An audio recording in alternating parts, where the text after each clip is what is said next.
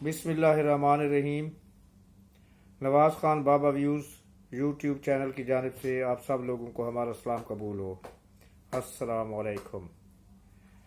मुझे उम्मीद है कि आप सब लोग अपनी अपनी जगह पर जहाँ पर भी हैं अपने अहल व याल के साथ, अपने ख़ानदान के साथ, अपने दोस्त अहबाब के साथ, अपने रिश्तेदारों और अपने अहल खाना, अपनी फैमिली के साथ खुश व खुर्रम होंगे और बखैर व आफियत होंगे।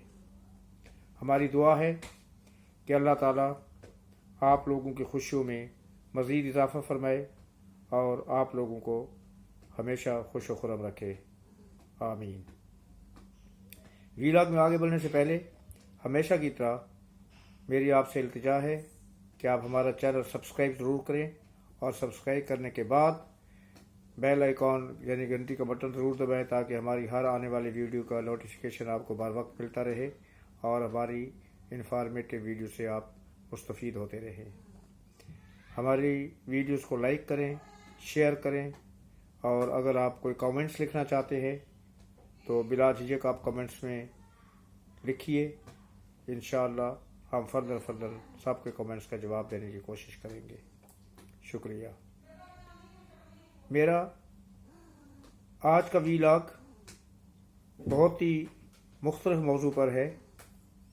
कुछ दोस्त अहबाब ने मुझे फ़ोन करके इसके बारे में पूछा था, तो मैंने कहा कि सबको फर्दर जवाब देने के बजाय एक वीडियो बनाकर अपलोड कर देते हैं ताकि हर एक को इससे इंफॉर्मेशन मिल सके और इस्तिफ़ादा हासिल कर सके।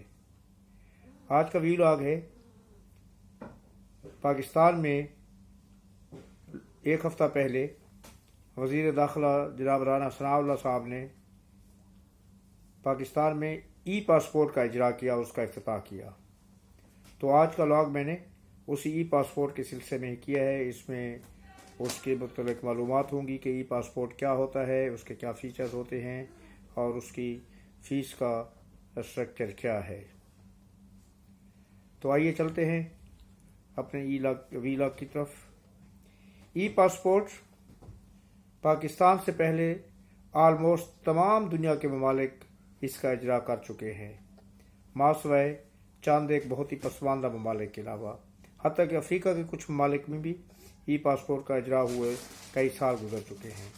मिडल ईस्ट में हमारे सऊदीया, UAE और दीगर ममालिक में इसका इजरा हो चुका है। हत्ता कि बांग्लादेश में भी गालबन इसका इजरा हो चुका है। ई पासपोर्ट होता क्या है और ये कैसे होता है?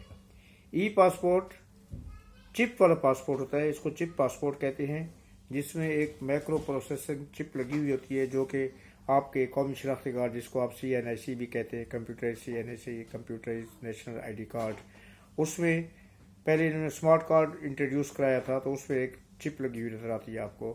तो ये ई पासपोर्ट में भी उसी तरह की चिप होगी और इसका फ़ायदा ये होता है कि ये पासपोर्ट जब भी आप किसी एयरपोर्ट पर पहुंचेंगे और आप इसको स्कैन करेंगे तो उसमें आपका तमाम फैमिली बायोडाटा और आपका पर्सनल बायोडाटा जो है, आपकी जो तफसीलात है, बमय आपके बायोमीट्रिक के, आपका बायोमीट्रिक सिस्टम भी इसके अंदर होगा और ये सारी मालूमात सामने आ जाएंगी। ई पासपोर्ट के हामिल ममालिक एयरपोर्ट्स के ऊपर ई गेट भी नस्ब करते हैं। अगर मेरे ख्याल में आप में से बहुत से लोग ऐसे होंगे जिन्होंने UAE का ट्रैवल किया होगा, क्योंकि यूनाइटेड अरब अमीरात, दुबई वगैरह में तो बहुत सारे पाकिस्तानी सफ़र करते हैं, बिज़नेस के सिलसिले में भी, तफरीह के सिलसिले में भी और रिश्तेदारों को मिलने के सिलसिले में भी। दुबई जो एक आसान तरीन डेस्टिनेशन है पाकिस्तानियों के लिए, तो वहाँ पर आपने देखा होगा कि एयरपोर्ट के ऊपर ई गेट्स बने हुए हैं। तो उसका मतलब क्या होता है कि आपको किसी इमिग्रेशन वगैरह में जाने की ज़रूरत नहीं होगी।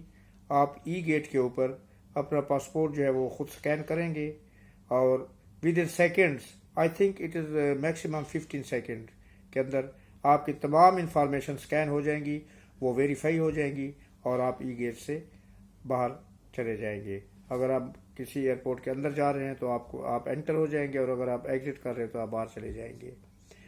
लेकिन अगर किसी किस्म की इंफॉर्मेशन जो है वो वेरीफाई नहीं होगी तो फिर वो गेट नहीं खुलेगा और उसके बाद ला महला आपको इमिग्रेशन काउंटर पर जाना पड़ेगा और वहाँ से मैनुअल सिस्टम के तहत آپ کی تمام انفارمیشن ویریفائی کرنے کے بعد آپ کو آگے جانے کی اجازت ملے گی۔ یہ پاسپورٹ میرے خیال میں تقریباً 90% کنٹری جو ہے نا دنیا کے ان میں انٹروڈیوس ہو چکا ہے، لیکن پاکستان نے بہت دیر کی، لیکن پھر بھی بہت دیر کی، مہرباں آتے آتے، مگر اس کے ساتھ یہ ہے کہ دیر آئے درست آئے، انہوں نے کیا تو صحیح۔ لیکن اب بھی اس میں ایک جو ہے وہ رکاوٹ ہے، وہ یہ ہے کہ یہ پاسپورٹ ابھی صرف اسلام آباد کے شہریوں کے لیے انٹروڈیوس کرایا گیا ہے۔ حالانکہ ہونا یہ چاہیے کہ اگر ایک چیز، کوئی نئی چیز انٹروڈیوس کرائی گئی ہے، آپ کے سسٹم میں کوئی جدت آئی ہے، آپ نے کوئی سسٹم کو موڈیفائی کیا ہے، تو وہ پورے ملک کے لیے ہونا چاہیے، تاکہ تمام ملک کے شہری یکساں ڈاکومنٹس کے حامل ہوں اور وہ ایک جیسے پاسپورٹ جو ہے نا ان کے پاس ہونا چاہیے، نہ کہ اسلام آباد کے شہروں کے پاس الگ پاسپورٹ ہو اور دوسرے شہر کے شہروں کے پاس الگ پاسپورٹ۔ خیر بہرحال جہاں تک مجھے معلومات ملی ہیں، بہت جلد یہ دوسرے شہروں میں بھی انٹروڈیوس کرا دیا جائے گا اور تمام پاکستانیوں کو اس پاسپورٹ تک رسائی حاصل ہو جائے گی۔ اب اس کا فیس کے بارے میں بہت سے لوگوں نے مجھ سے سوالات پوچھے ہیں، تو وہ فیس کے بارے میں آپ کو بتاتا جاؤں کہ یہ بھی پاکستان کا جو پہلا پاسپورٹ نارمل پاسپورٹ ہوتا تھا اس کی طرح 5 سال اور 10 سال کے لیے ویلڈ ہوگا، اور اسی طرح ہی اس کے پیجز ہوں گے، 36 پیجز ہوں گے، 72 پیجز ہوں گے۔ تو فیس کا سٹرکچر میں آپ کو بتا دیتا ہوں کہ اگر 5 سال کے لیے آپ نے ویلیڈیٹی کا پاسپورٹ بنوانا ہے 36 پیجز کا، تو اس کے 36 pages for 5 year valid, normal fee جو ہوگی وہ 9000 پاکستانی روپیز ہے، 9000 پاکستانی روپے، اور 36 pages for 5 year validity urgent کی فیس 15000 روپے ہوگی، 15000 پاکستانی روپے۔ اسی طرح یہ 5 سال کے لیے ویلڈ ہوگا۔ اسی طرح 72 پیجز کا جو پاسپورٹ ہوگا valid for 5 years, normal fee اس کی ہے وہ ہوگی 60,500، اور 5 ایئرس کے لیے 72 پیجز کا جو ارجنٹ پاسپورٹ ہوگا اس کی فیس ہوگی 27,000، اس کی 27,000۔ سملرلی 10 سال کے لیے جو پاسپورٹ بنے گا 36 پیجز والا پاسپورٹ، نارمل فیس 13,500، اور 72 پیجز والا 72 پیجز والا اس کا ہو گیا 10 سال کے لیے 72 پیجز کا جو ہے نارمل پاسپورٹ، اس کی فیس ہوگی 24,750، اور 10 سال کے لیے 72 پیجز والا جو ارجنٹ پاسپورٹ ہوگا اس کی فیس 40,500 روپے ہوگی۔